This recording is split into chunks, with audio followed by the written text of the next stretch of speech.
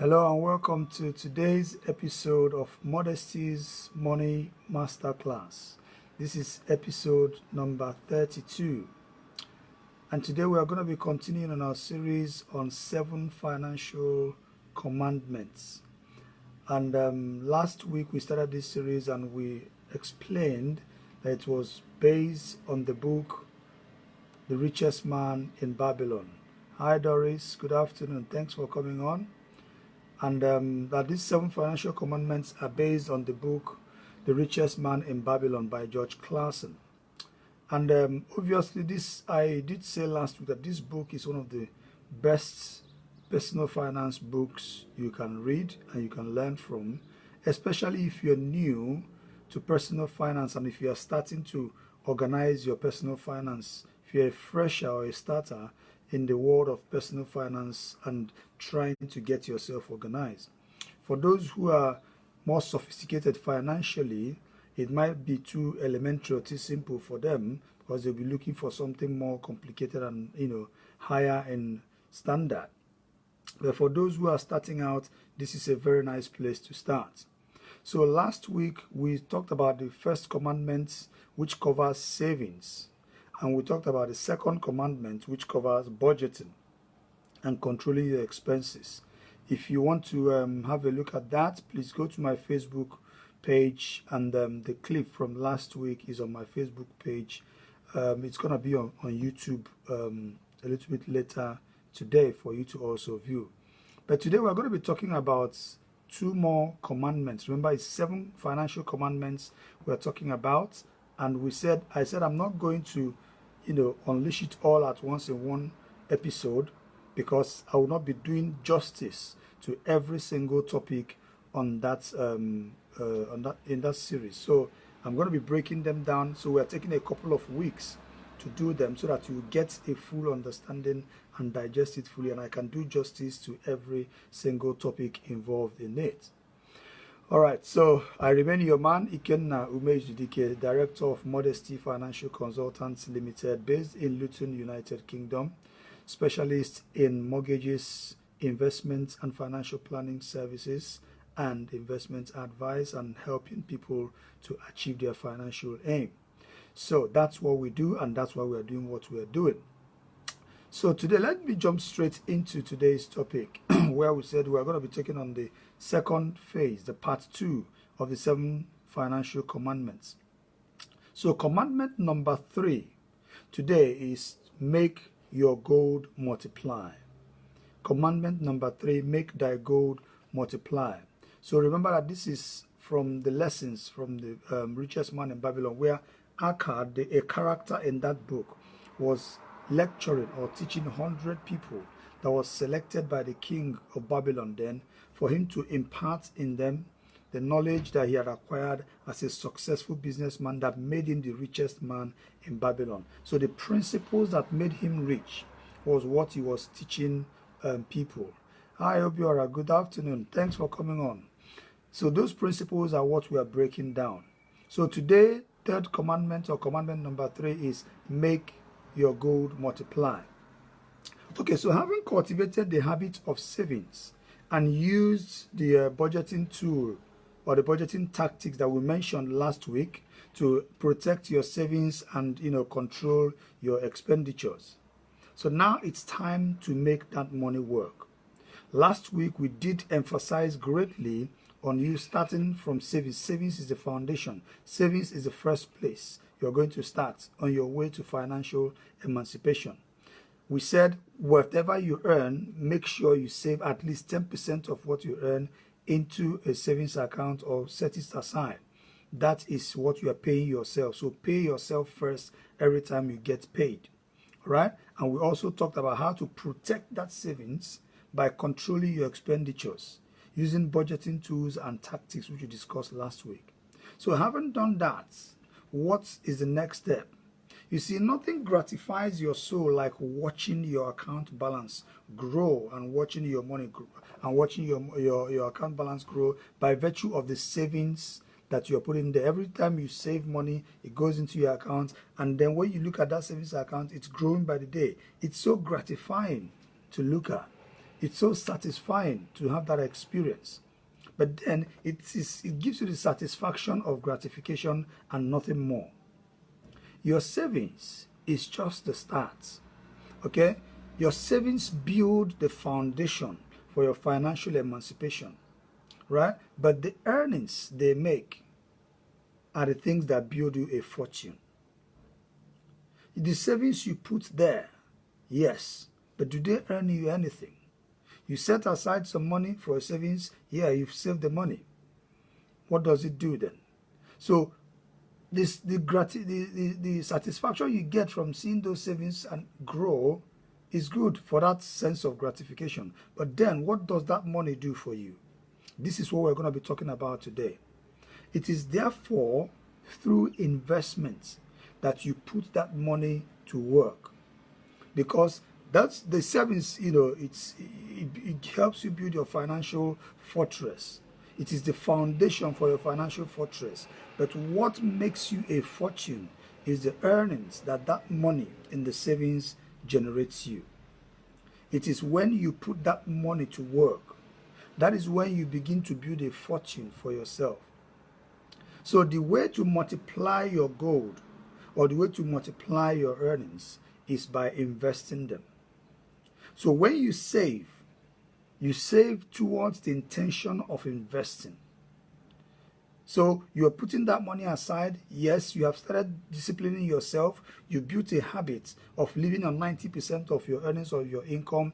The money is now set aside. What next? The next thing is to see that money grow. And the way to make that money grow is to invest it. So you see, your wealth is not measured by how much cash you carry or how much is in your bank account or bank balance.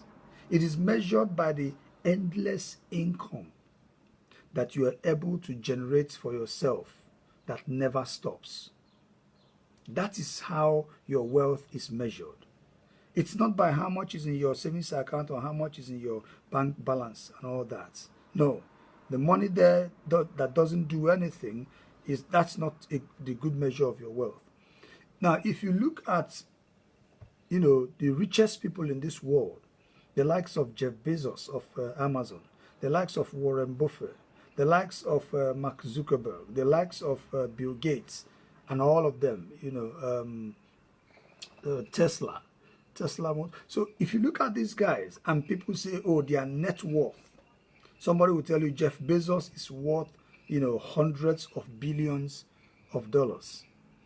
It doesn't mean that when you go to Jeff Bezos's account, you will see 100 billion. You might go to his account and not even see up to $1 billion in cash. But his wealth and his worth and his net worth is measured by the things he has put in place, the machineries he's put in place that is generating him endless income. That's where the wealth lies. It's not about stashing money in your account and then you think you're a big boy because you can afford to pool money and go and buy a private jet in cash. That doesn't make you wealthy.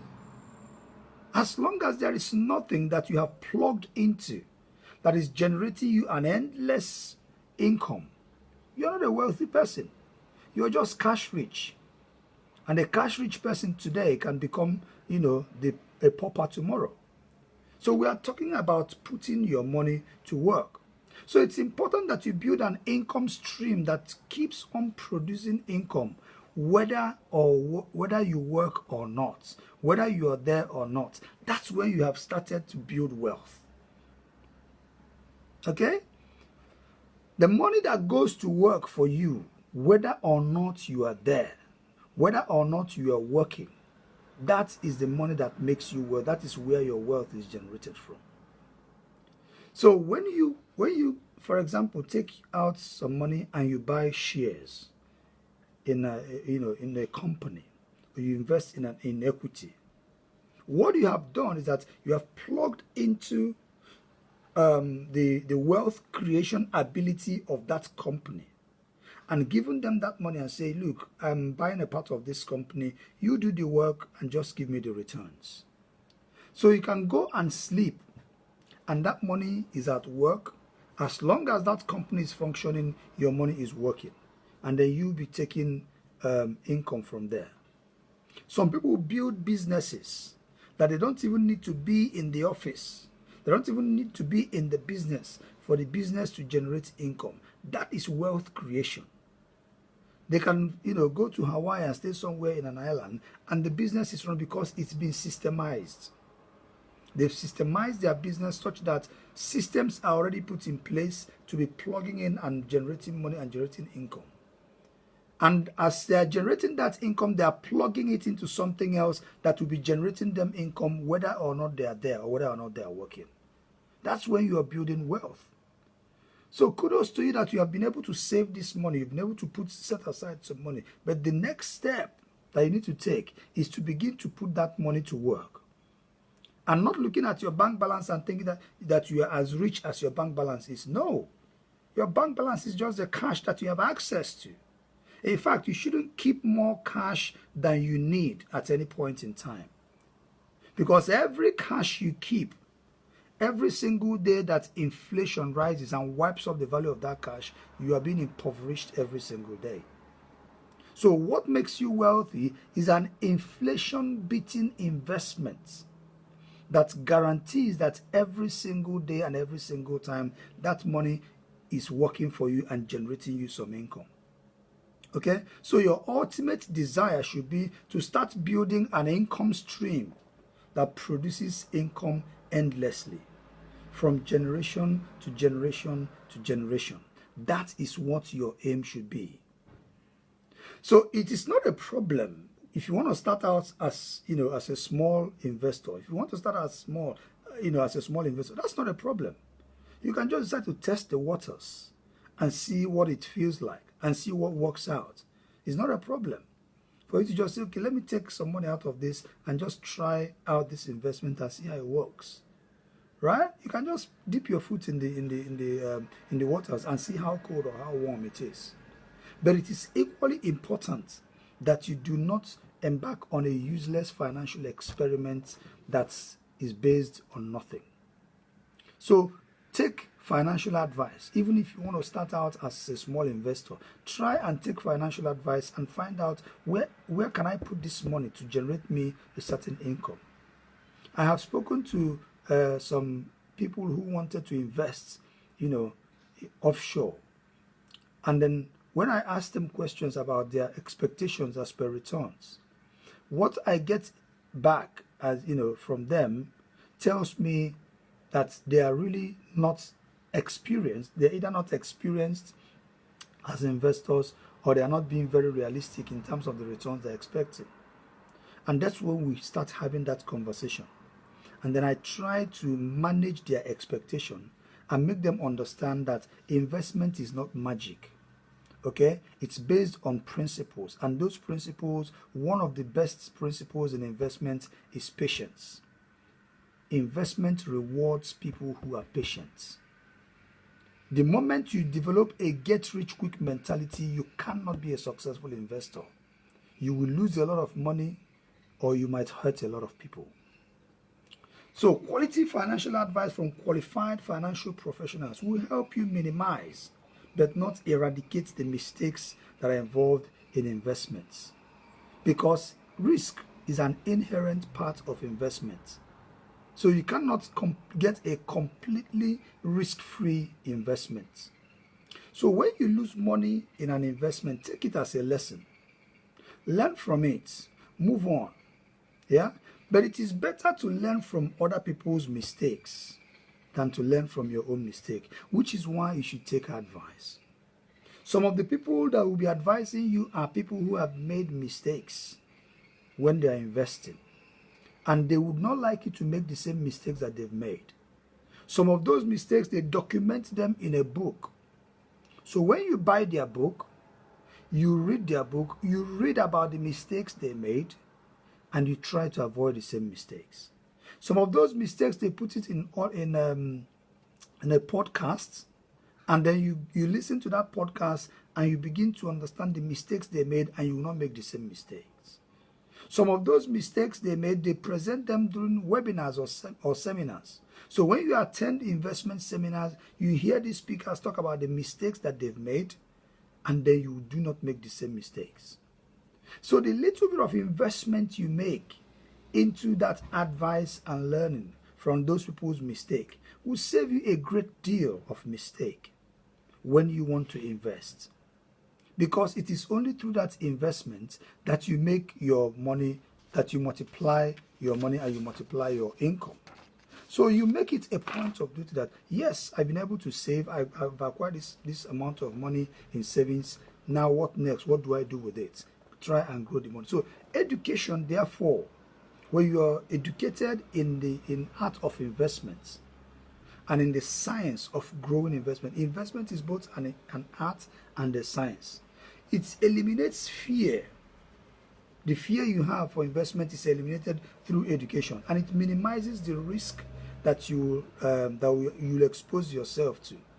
So advisors and other forms of content that you consume, maybe on the internet, or you prefer reading hard books or audiobooks or listen to podcasts, this information and this education that you acquire for yourself minimizes the risks, takes care of the fears and the doubts that you have about investment, and enables you to invest wisely with minimal risk and minimal mistakes. So it's very important that you educate yourself before you launch into investment and take quality. If you have to pay for the advice, pay for it. If you have to pay to go to that seminar, go pay, go and listen. If you have to pay and buy that book, go and buy the book. If you have to pay, subscribe to that podcast, subscribe. If you're really serious about making meaningful investments with minimal mistakes, you really have to pay attention to the educational part of investment, because this is the thing that a lot of people do not get. There's a brilliant system in Nigeria, that is called the apprenticeship system, very common among the Igbos in Nigeria. When somebody takes you on as an apprentice. Hi Charito, good afternoon, thanks for coming on. When somebody takes you on as an apprentice, and then they have an agreement with your people, oh, he's gonna be my apprentice for say 5 years, and then after 5 years I'm going to settle in with some kind of capital to start his business, right? Throughout that 5 years, what you are doing is that you are learning. You are being educated in all forms of things: business, family life, social life, financial management, marketing, advertisement, customer service, all kinds of things. After that 5 years, you come out of that well equipped, and then your master then gives you the capital to set up your own business. All the education you have acquired, then that's where you plunge them into, and you begin to practice everything, and you begin to see why your master will not allow you to spend so much money on food when you are serving him. You begin to you have learned the art, how to live in scarcity, and then how to manage abundance. So that education you've acquired then enables you to minimize the mistakes that maybe your master made, or maybe the person that you serve made the same mistake. It's a form of education. So when you have made the humble starts, my dear friends, and then your capital is now growing, it is important to consider what happens when your capital starts growing. Because when you invest, say, £1,000 in that investment, and then maybe in 6 months' time, that £1,000 has yielded you £1,200. What do I do with the extra £200 that I've got there? Oh, yes, I just remembered I've been wanting to buy myself, Fitbits. I've been wanting to get myself, some AirPod to look cool, and just to, give myself a treat. Hey, hold on there. Now listen to this. The money you are investing is the slave that you have employed to go and work for you. And that slave has got a child, and that child is the income that money has generated. If you want to maximize that capital, what you've got to do is to employ the son or the child of that slave into the same economic activity, or even a different one, so that one will start working on its own and generating on its own more funds for you. You reinvest the earnings so that your earnings will now be multiplied by as much reinvestment that you've done. What this is called in the investment world is compounding. Now, let me tell you one thing about compounding. Yeah, compounding is like the eighth wonder of the world. People who don't understand it pay it. People who understand it earn it. Let me break that down. If you've borrowed money from the bank, or you've taken a credit card from the banks make money from the interest you pay on the basis of compounding. So for every capital that is left unpaid, they charge interest on that. And if you do not pay the interest on that capital and it gets into the next charging period, they will charge you interest based on the unpaid capital plus the arrears that it has been. That it keeps compounding. So if you do not understand the art of compounding, you will be paying the compounding. Now, if you flip the coin and you understand the art of compounding, you will be the one earning the compounding. Because your investment has gone into that particular channel, and the income that you've generated from that investment, you have refused to take it and consume it. Rather, you have said, I'm going to reinvest it, I'm going to roll it over. If that same line of economic activity is doing you well, why don't you put the money back in there? So that when the next return is going to be calculated, it's not going to be calculated based on £1,000 anymore. It's going to be calculated based on £1,200. So compounding is something that you really, if you want to really be successful in the art of investing, compounding is very, very vital. Because you will not believe what compounding will do to your investment capital in the next 5 years. If you put £1,000 into an investment that maybe yields you about 8 or 10% per annum, and you leave it there to compound over a period of 5 years. In the next 5 years, you will see the wonders that investment will do for you. If you then leave it longer, that's where the wonders become amazing. So what does it tell you is that investments thrives and does better when you allow it time to grow.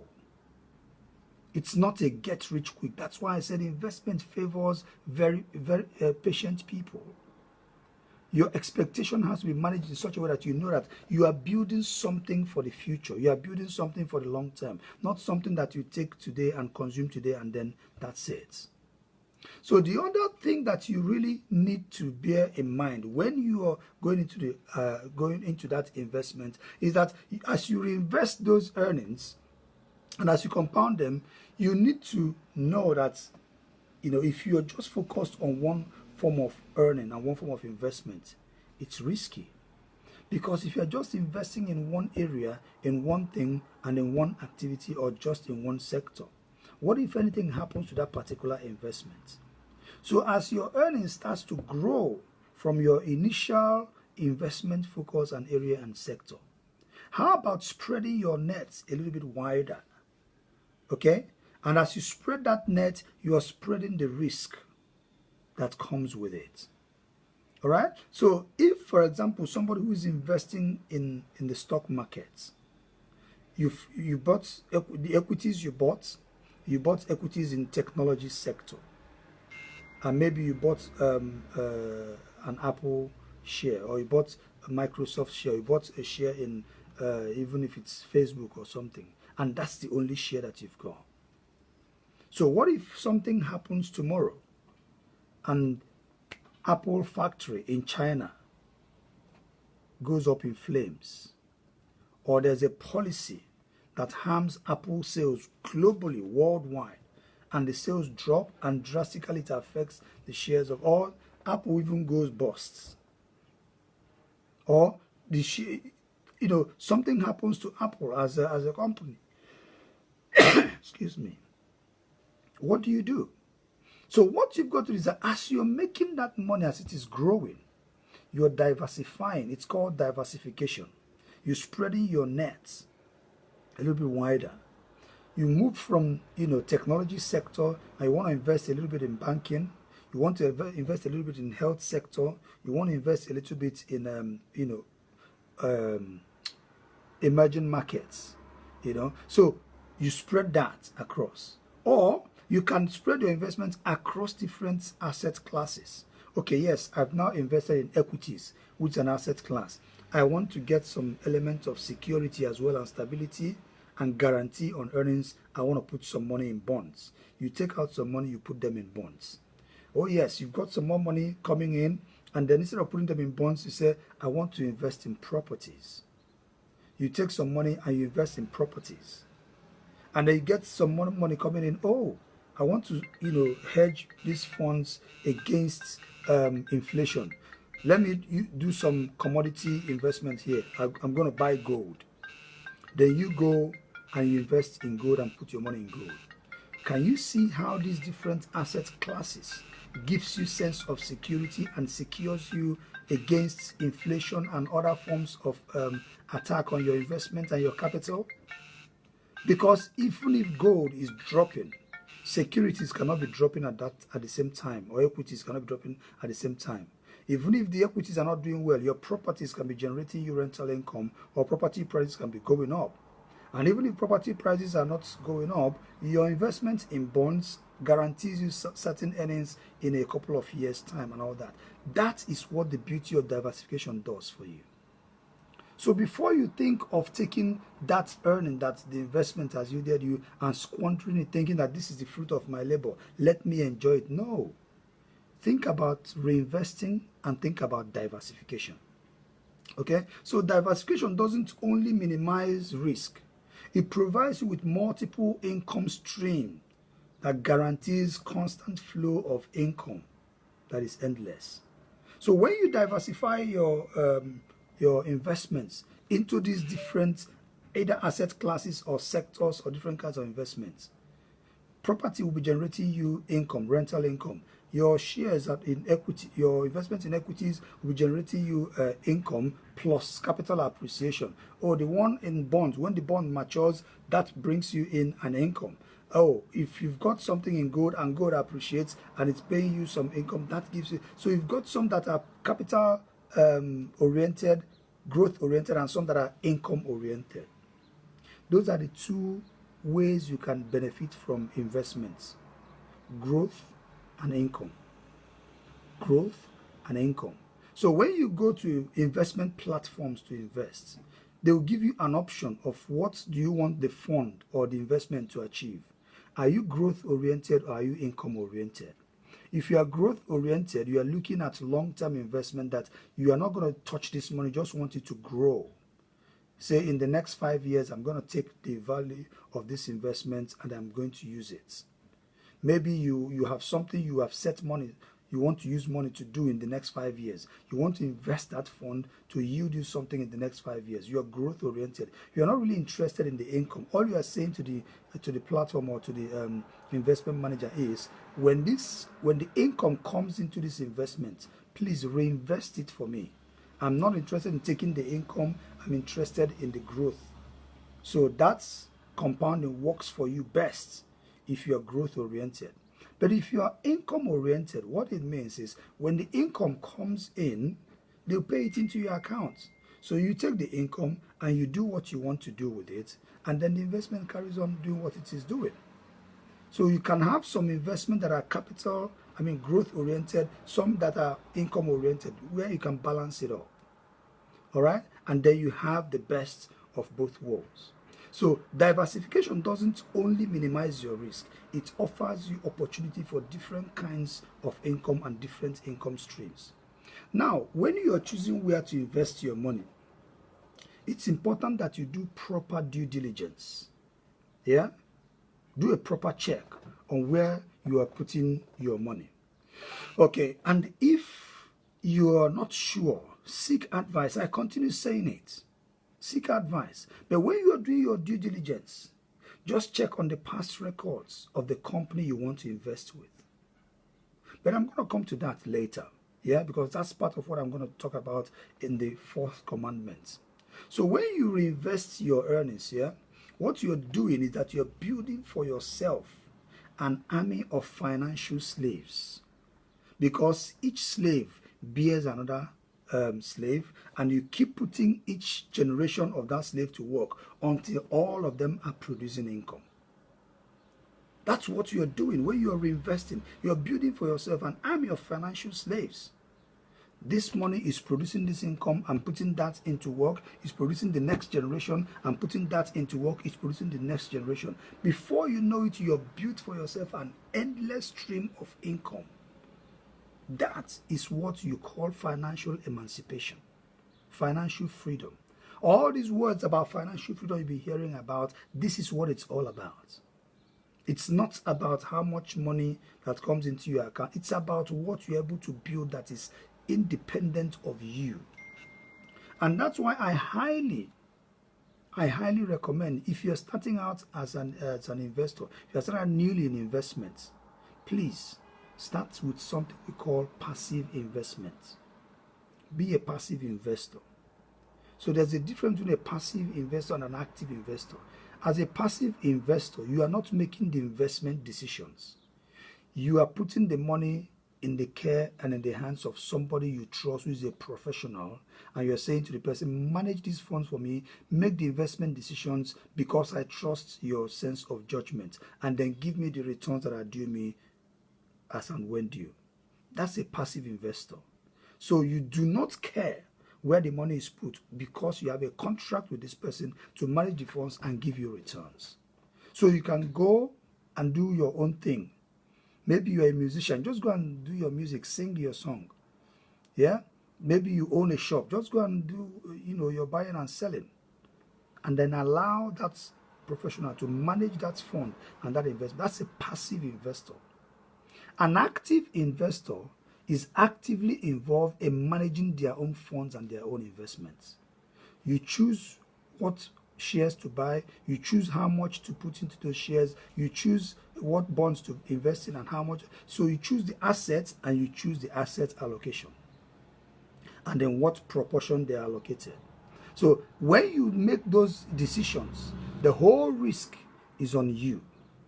You are an active investor. So for sophisticated financial investors, they don't have a problem with that. And for you to be an active investor, you must have the time and then the money. But if you haven't got the time, why spend your time doing something you know that somebody else is better at doing? So commit your funds to that investment and then move on. Yeah, and it's not the time that you always every day you're on that investment platform checking what's going on. Then what's the point of being a passive investor? You can, these days the investment that I recommend for some of they get reports on monthly or quarterly basis. You get the report, you see what's happening, you put it, you file it. Okay, it's not your job to be continuously checking that investment to see how it's going. Then it's taking more time than you want it to take. You're becoming an active investor. Why give the fund to the person to manage? So as somebody who is starting out, start out with a passive investment. All right? And then let that investment continue grow. And then you just be on the side and watch what's going on. And while you educate yourself on other things and use your time to do other things. It is when you now get to the level where you feel you are financially sophisticated.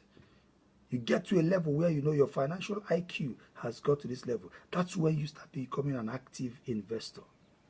And that's where you start building a lot of portfolios for yourself because you are now, in fact, some sophisticated investors now, they don't even invest in shares that are on the common market. They invest in shares that are not yet quoted, in companies that are not quoted. They get those companies' books and their financial documents. They look at it, they study it, and they invest in it. Before the companies get quoted on the stock exchange, they have put a lot of money in there because they are sophisticated enough to make that decision. Okay, so that is how to make sure that your money works for you and that you generate endless streams of income. That's what you do with the money you have saved.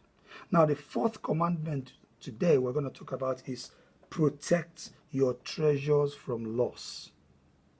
Protect your treasures from loss. We're talking about security here. Now, things that glitter, attract both good people and bad people. Wherever there is an opportunity, there is a risk. And that opportunity attracts both the good and the bad. Now your job is now to identify whether that opportunity is actually good enough for you or not.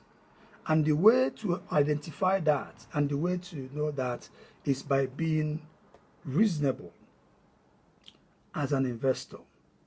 Now let me break this down, yeah? You've worked so hard for this money. You've saved it. You've denied yourself several things that you should have bought for yourself because you wanted to be financially savvy. You've budgeted. You've now invested money, or you're about to invest that money. Why would you take that money and blindly put it into something that you cannot vouch for, or something you have no idea even how it works, except that my brother said it's a good investment? My brother said if I do, my friend told me that it's a good investment. My friend said that this thing works. Really? Who's your friend? Who's your brother? Who's your neighbor?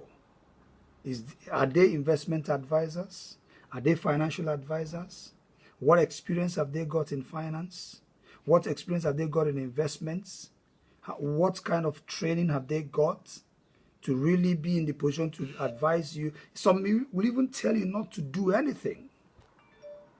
They will discourage you from investing. So a lot of times, people have fallen into unnecessary traps because of what they said their friends and their families told them about an investment. What does it tell you? It tells you that you are a lazy person. That is the money you have worked so hard to earn. And then you end up using it on the basis of a street suggestion, a suggestion that is unverified, because you are too lazy to go and verify information for yourself and conduct the proper due diligence that you need to conduct on any investment. And because of that, you've lost everything.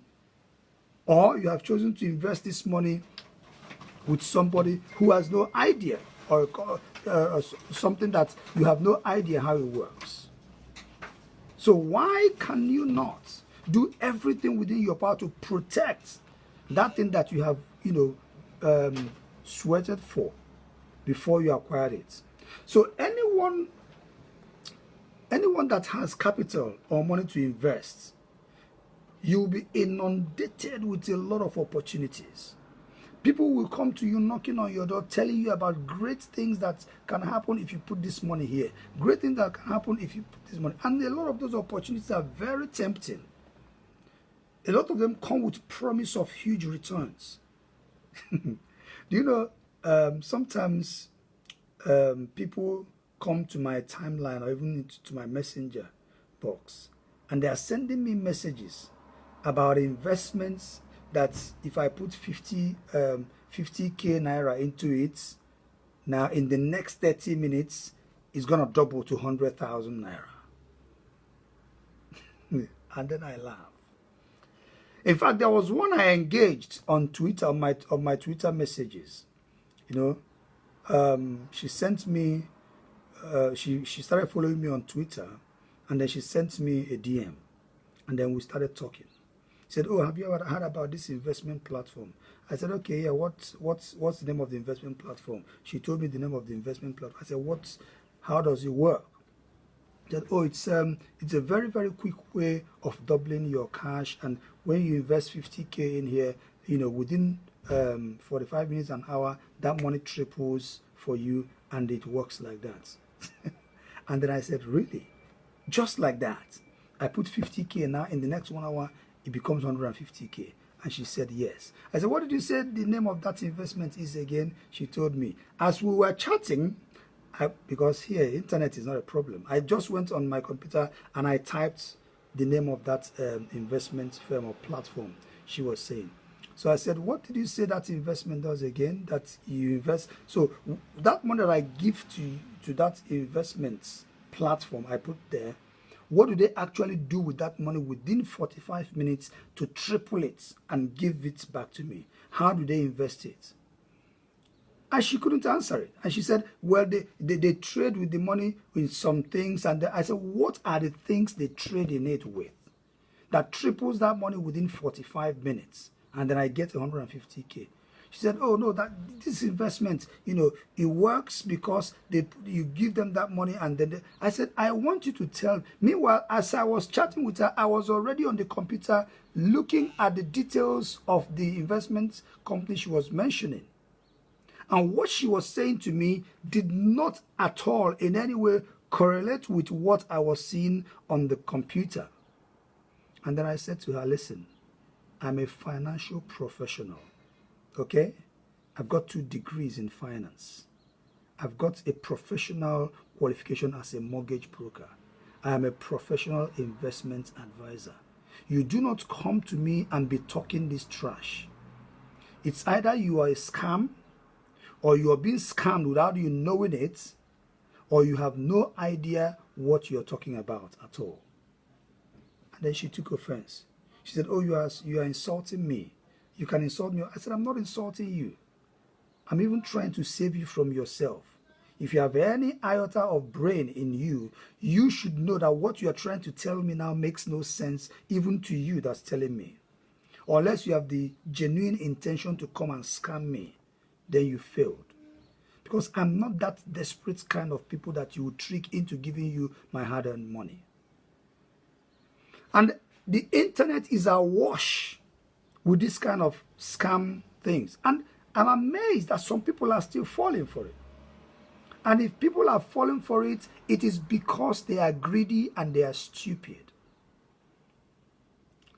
Just some time ago in Nigeria, there was this news about, they call this scam thing MMM. People were paying money, and then they say if you pay money, you pay to another person, you pay money to... When that thing was happening, the people that were telling me about it, I kept asking them, this money you are paying into this account, and then somebody else pays you double that, and then somebody doubles that for you. How? How do they double the money? What do they do? Where do they invest? This platform, where do they invest the money? How does it generate? Because as far as I know, investment is not magic. It works with certain people. And they said, no, oh boy, the thing they work. Anyhow, I don't care what they do with it. And then the moment the whole thing crashed, they started caring. I said, oh, I thought you said you didn't care. All of a sudden, you now care. And they disappeared. It was only a matter of time before it happened. So when I set my program up that I do, and I called it Modesty's, I started with Modesty's Monday Motivation, MMM. Modesty's Money Masterclass, it's MMM. Modesty's Mortgage Masterclass, it's MMM. Some of my friends, privately, out of genuine concern, said to me, this brand won't sell. Oh. This your MMM. People have so many negative feelings and emotions about MMM. I said, do you think I'm talking to Nigerians alone? If you have a negative feeling and a negative attachment and emotion about MMM, that's your business.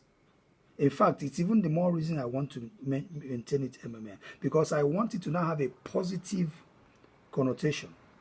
I want people to have a better memory and a better perspective and perception of MMM, to erase that negativity from there and make something positive out of something negative.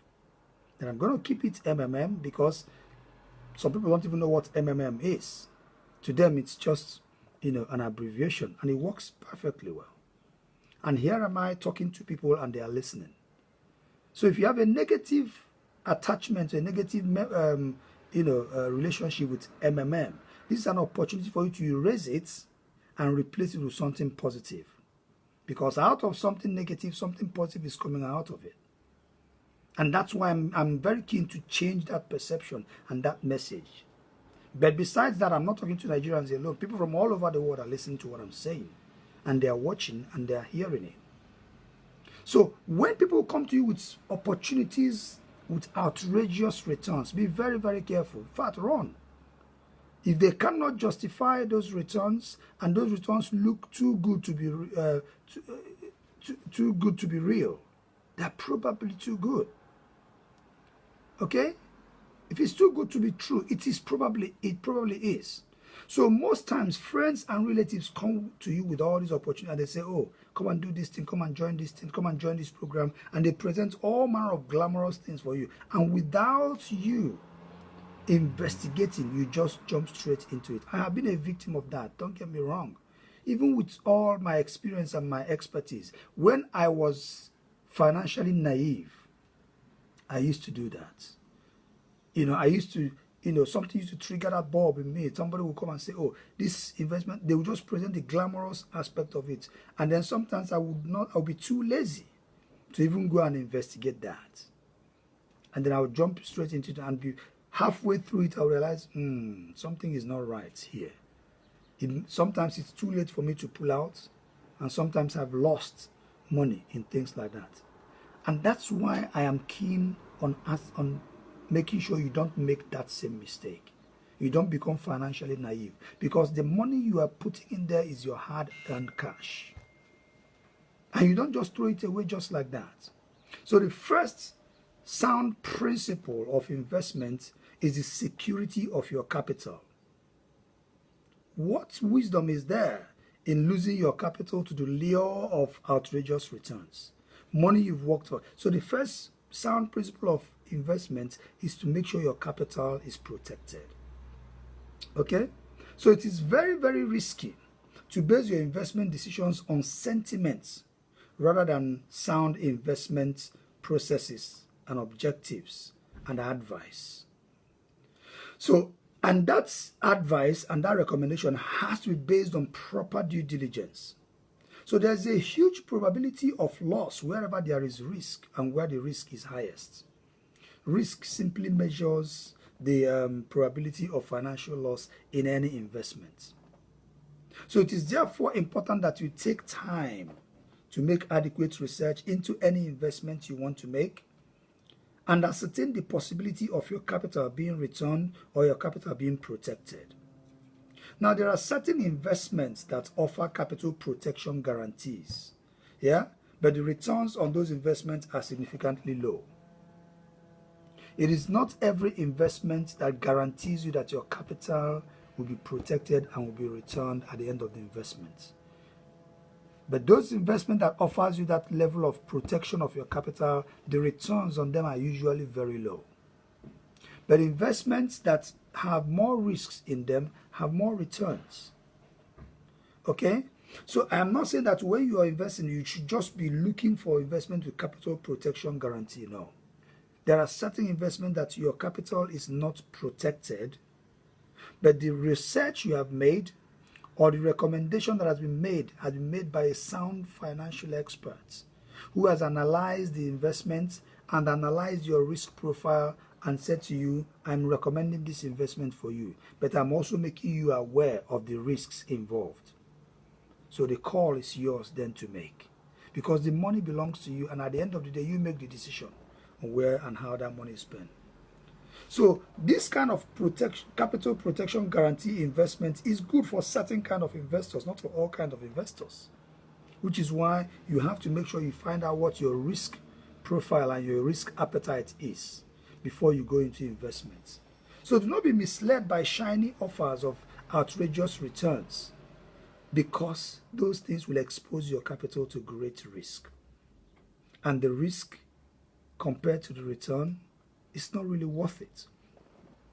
So it's very important that you have full understanding of the risk content of any investment you want to go into.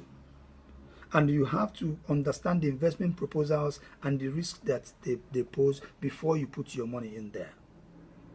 Research the background of any company you want to do business with or you want to invest in. Research the platform that you want to invest in and the investment opportunities that they present.